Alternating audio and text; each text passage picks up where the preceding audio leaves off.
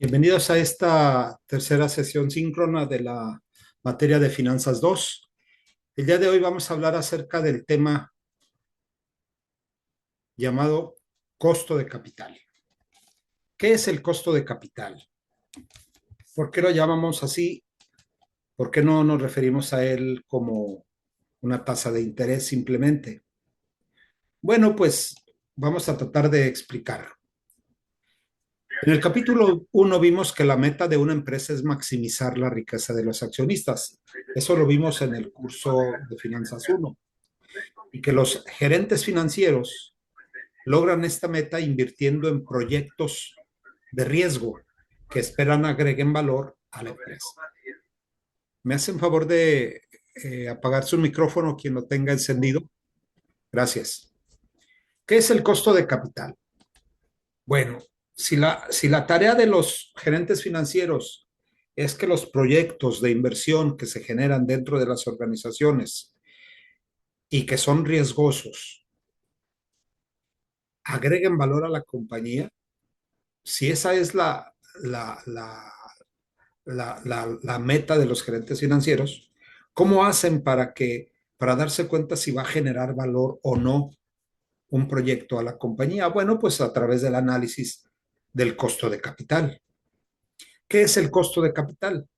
Es la tasa de rendimiento que los gerentes financieros usan para evaluar todas las oportunidades posibles de inversión y determinar en cuál de ellas conviene invertir a nombre de los accionistas de la empresa.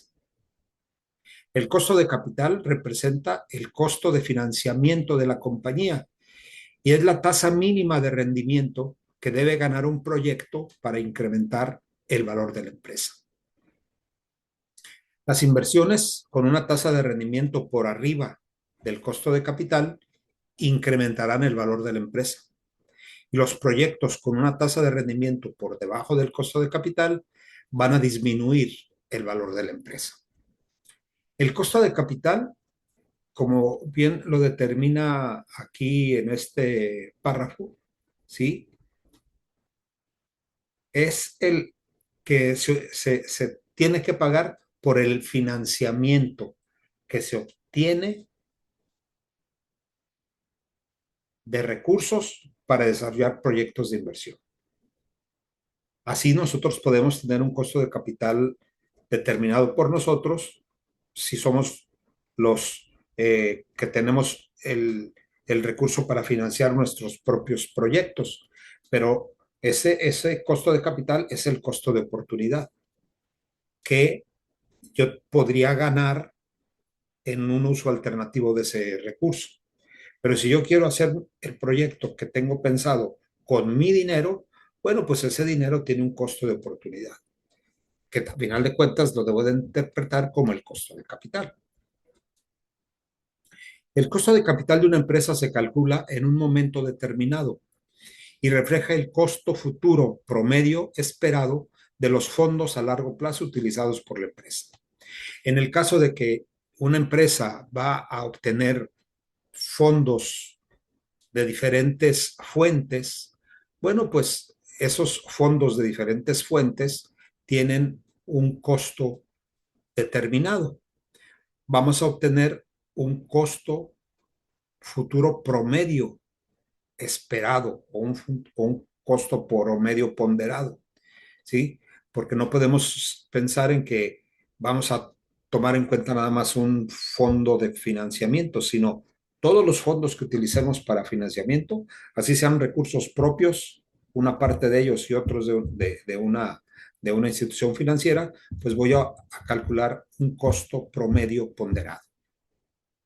Si bien las empresas normalmente recaudan dinero de distintas fuentes, el costo de capital refleja la totalidad de las actividades de financiamiento. Por ejemplo, si una empresa hoy recauda fondos mediante deuda, es decir, obtiene préstamos, y en el futuro esta empresa vende acciones comunes para obtener financiamiento adicional, entonces los costos correspondientes a ambas formas de capital se deberían reflejar en el costo de capital de la empresa.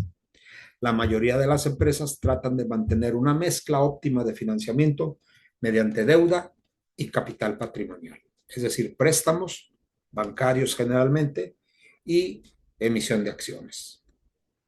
Para considerar todos los costos de financiamiento relevantes, suponiendo, suponiendo alguna mezcla deseada de financiamiento, necesitamos considerar el costo general de capital en lugar de solo tomar en cuenta el costo de una fuente específica de financiamiento, que es lo que mencionaba yo hace un momento.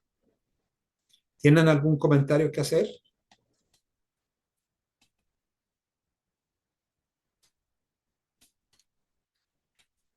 Bueno, existen diferentes fuentes de financiamiento y por lo tanto, pues diferentes costos de capital. Las fuentes de financiamiento a largo plazo. Existen cuatro fuentes básicas de capital a largo plazo para las empresas.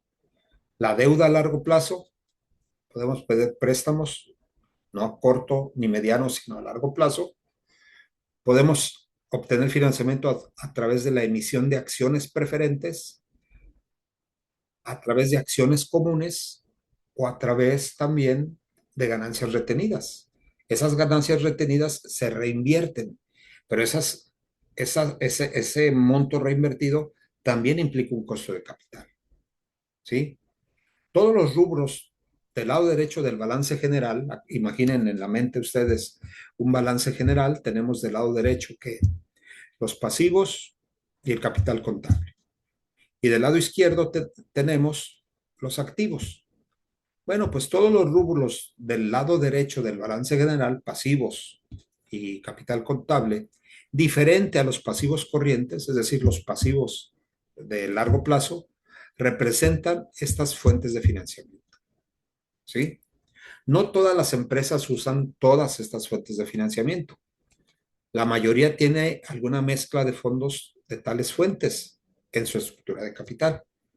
Si bien la mezcla de fuentes de financiamiento de una empresa refleja su estructura de capital, meta, lo que finalmente resulta relevante para la evaluación de las oportunidades futuras de inversión de la empresa es el costo marginal de capital necesario para recaudar el siguiente peso marginal de financiamiento.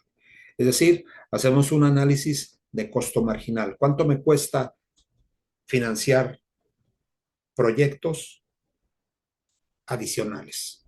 No con el costo que tengo actualmente, sino el costo adicional. Ese es el costo marginal, ¿verdad? El costo de la deuda a largo plazo, bueno, pues es el costo de financiamiento asociado con los nuevos fondos recaudados con préstamos a largo plazo. Normalmente los fondos se recaudan con la venta de bonos corporativos diferentes, muy diferentes a las acciones. Estos bonos corporativos regularmente entran en el mercado de dinero, ¿verdad? Y es la banca de inversión la que se ocupa de colocarlos con una previa autorización de la Comisión Nacional Bancaria de Valores. Los ingresos netos obtenidos por la venta de un bono o de cualquier valor son los fondos que la empresa recibe como producto de la venta, los ingresos netos. Los costos de flotación, los cuales representan los costos totales de la emisión y venta de valores, reducen los ingresos netos. Estos costos se aplican a todas las ofertas públicas de valores, deuda, acciones preferentes y acciones comunes. Y se compone de dos elementos. Los costos de colocación, ¿sí? La retribución que obtienen los bancos de inversión, la banca de inversión por la venta del valor, y los costos administrativos que incurre la empresa que emite ese financiamiento, es decir, gastos de emisión, legales, contables, de impresión, etcétera. Esos son los costos de flotación. Si a los ingresos brutos se les restan los costos de flotación, pues obtenemos los ingresos netos, ¿verdad? El costo de la deuda antes de impuestos se calcula por cualquiera de tres métodos: cotización, cálculo o aproximación. Aquí tenemos el cálculo del costo de deuda, ¿verdad? A través de esos tres métodos. El primero de cotización, observar el rendimiento al vencimiento de los bonos de la empresa o de bonos con riesgo similar emitidos por otras compañías. El precio de mercado de los bonos existentes refleja la tasa de rendimiento requerida por el mercado. Es decir, vemos cuál es el rendimiento que están ofreciendo bonos emitidos por empresas similares o del mismo giro de la nuestra, y el precio que se ve en el mercado, pues es el que nosotros buscamos. El método conocido como de cálculo o aproximación, a través de Excel podemos calcular el costo de capital usando la función tasa en financieras. En la página 336 de su libro pueden hacer el ejercicio, ¿verdad? Viene ahí explicado cómo obtener este 9.452%. Es más exacto que hacerlo por el método de aproximación que tenemos acá abajo. El método de aproximación, bueno, pues considera algunos elementos dados en un problema, el mismo problema que van a ver en la página 336, lo hacen a través de la función tasa, ¿verdad? En Excel, y ahí les pide los datos. En el problema que viene ahí, les reflejan los datos, los meten en Excel y les da 9.452. Otra manera de hacerlo es la aproximación por esta fórmula que está aquí, ¿verdad? Utilizan los datos que le dé el problema y les va a dar 9.388. Es un resultado que debería de ser muy el mismo, pero bueno, por el uso de decimales y por ser más exacto Excel, nos da un resultado más preciso. El costo de la deuda después de impuestos simplemente es el costo de capital obtenido, ¿verdad? Que en este caso sería 9.38 o 9.452, ¿verdad? Multiplicado por 1 menos t, donde t es la tasa impositiva. Si la tasa impositiva es del 30%, pues se va a multiplicar 9.452 por 1 menos 0.3, y ese sería el costo de capital, el costo de la deuda después de impuestos. El costo de las acciones preferentes y luego el costo de las acciones comunes. ¿Cómo se determina?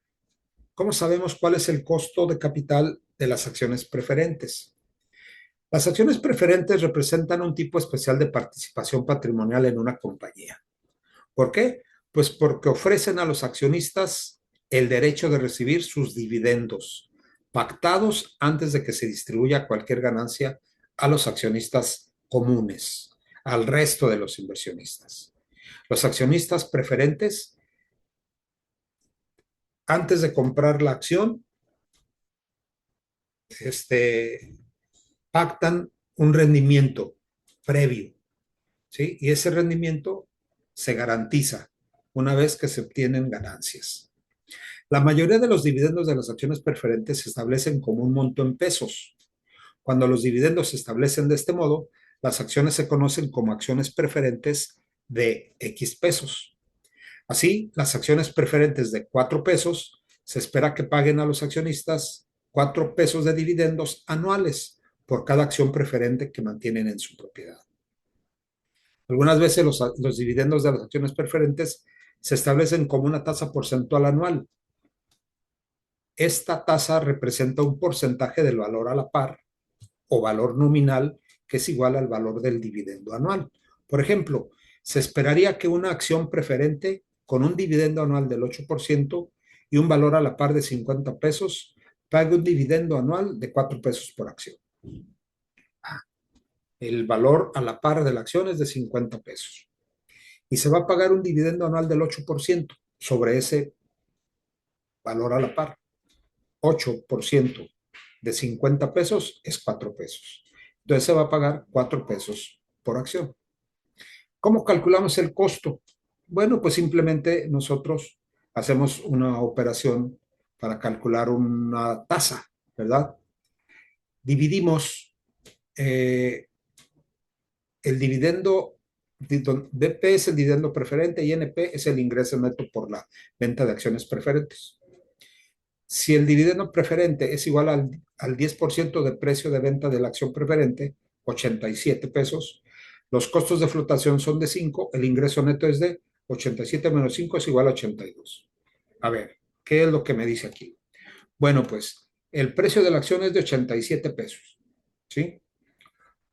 Los ingresos netos, el ingreso neto que está en el denominador, es el precio de la acción menos los costos de flotación, es decir, por venderlo, por pagar la comisión, etcétera, cuesta 5 pesos. Bueno, pues el ingreso neto es solamente 82. El 10% del precio de venta es lo que se va a pagar de dividendo preferente. Tenemos el punto 10 por 87, el 10%. Punto 10 por 87 me da 8.7. Sobre 82 es igual a punto 106 multiplicado por 100, pues el 10.6%. Ese es el costo de las acciones preferentes. No es del 10, es más elevado, es 10.6, ¿verdad? Bueno, ese es un cálculo más sencillo. El costo de las acciones comunes sí es un poco más complicado porque hay más métodos para hacerlo y eso representa también que haya eh, pues una mayor generación o fuentes de recursos por parte de este instrumento. Las acciones comunes, valga la redundancia, son más comunes de usarse que las acciones preferentes. Y aquí tenemos estos métodos, ¿verdad? Sabemos que las acciones se pueden comprar por el emisor o se pueden retener las ganancias y volver a emitir acciones. Dice, el costo de acciones comunes es el rendimiento requerido por las acciones comunes por los accionistas en el mercado. Existen dos formas de financiamiento con acciones comunes, ganancias retenidas y nuevas emisiones de acciones comunes. En la obtención de estos costos debemos calcular el costo de capital de las acciones comunes, que es la tasa a la que los inversionistas descuentan los dividendos esperados por las acciones comunes de la empresa para medir el valor de las acciones. Se usan dos técnicas para medir el costo de capital. Una se basa en el modelo de evaluación de crecimiento constante, llamado de Gordon, y en la otra en el modelo de fijación de precios de activo de capital, el MPAC.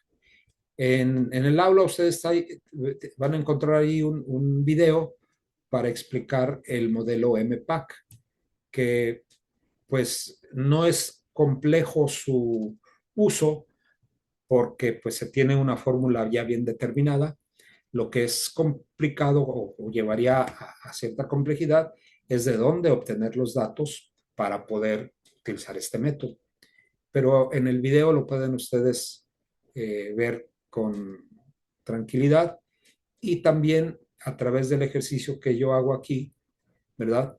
El modelo de fijación de precios de activo de capital, que es este modelo que tenemos aquí y que estoy sombreando. La única diferencia con el modelo que está en el video es que le agregan el riesgo país, ¿verdad? Pero bueno, vamos a ver el modelo de Gordon. El modelo de Gordon es de crecimiento constante.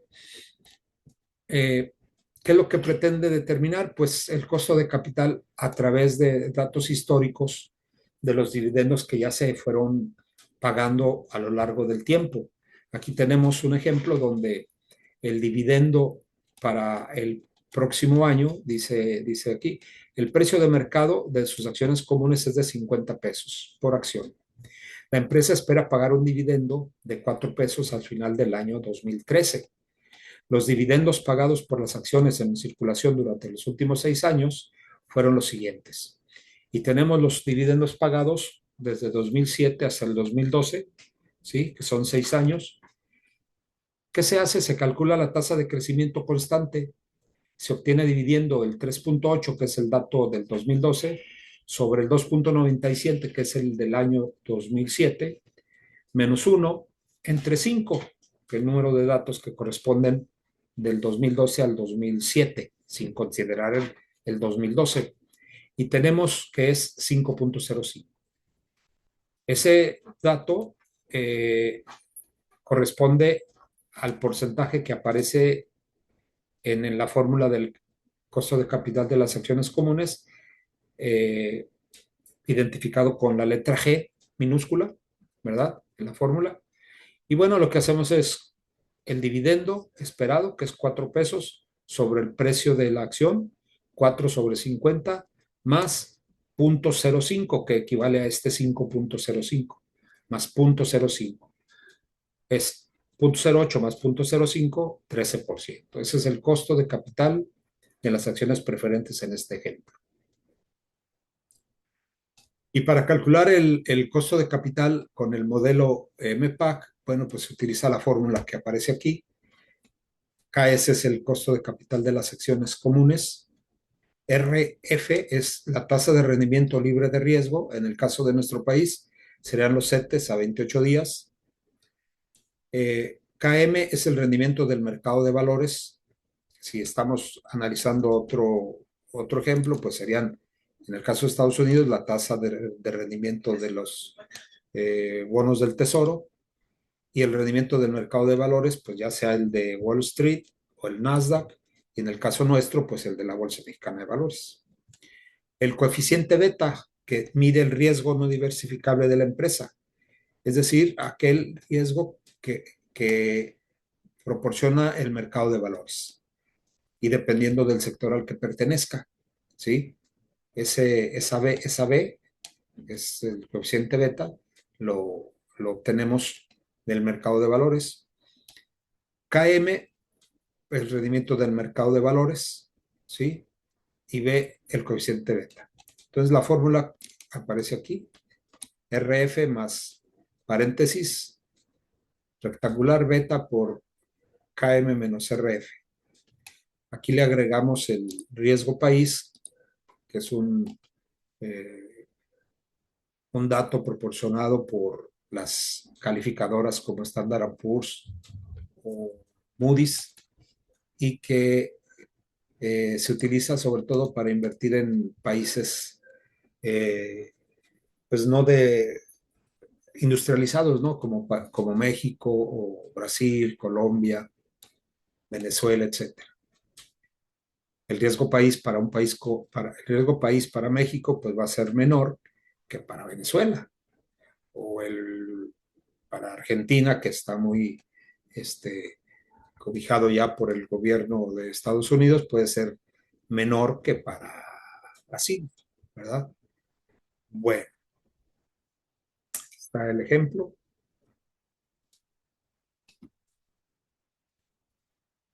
¿Algún comentario, jóvenes?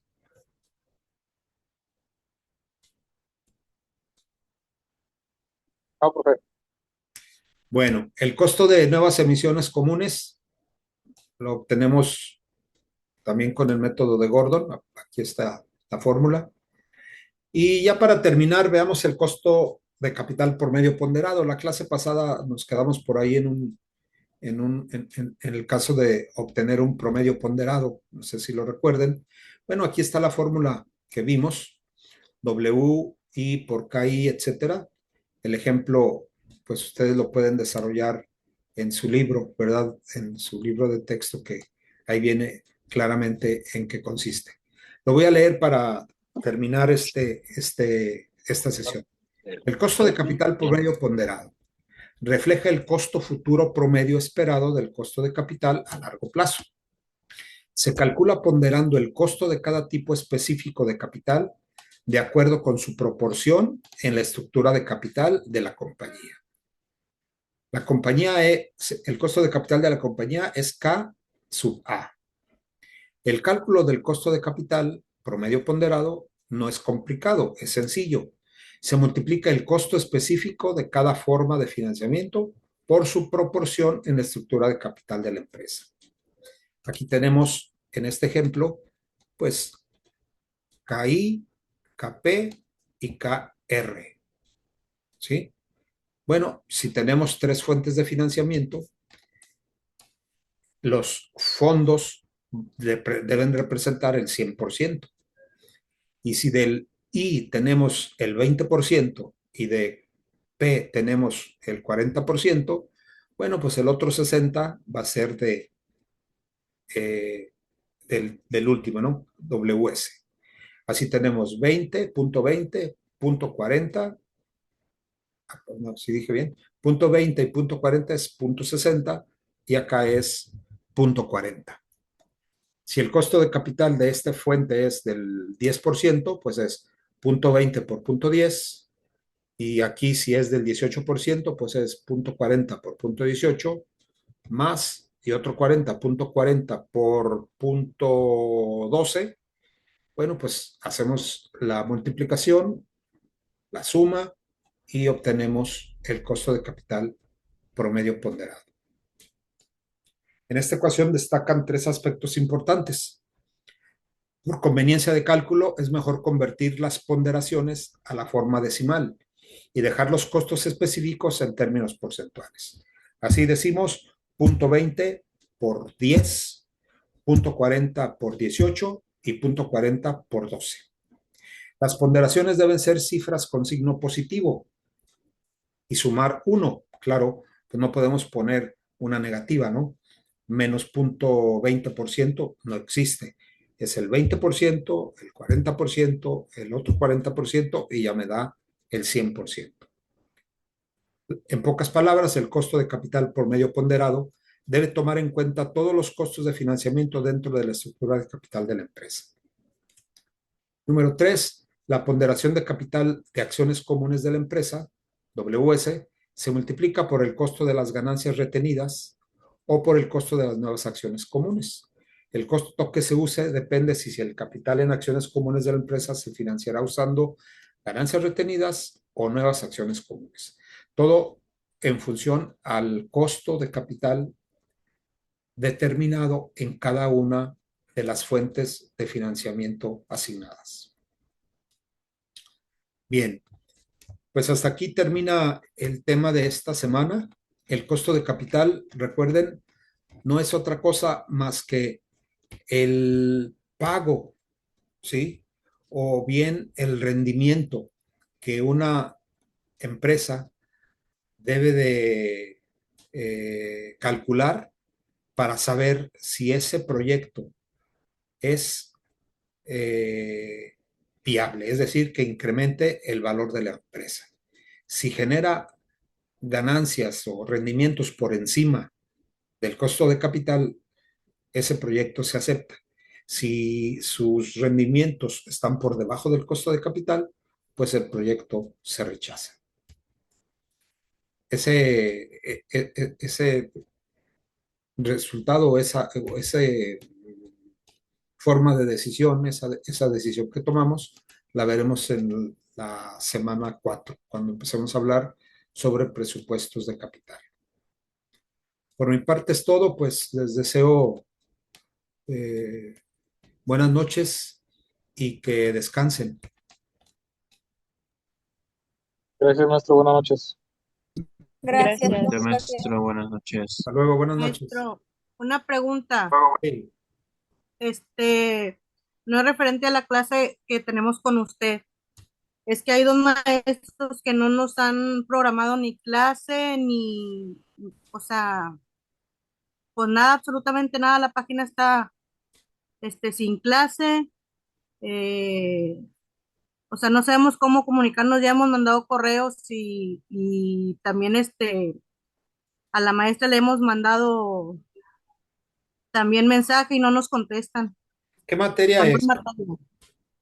Mire, en una es la maestra Miriam Elizabeth de Estadísticas Descriptiva y la otra es Evaluación de Proyectos con el maestro Rolando César Cantú Flores. Estadística descriptiva. Ajá. Des- Yo soy del grupo D, pero todos los compañeros estamos igual, sí, ninguno estadística hemos tenido. descriptiva, ¿con cuál maestra? Dice que la maestra es Miriam Elizabeth Banda Bustos.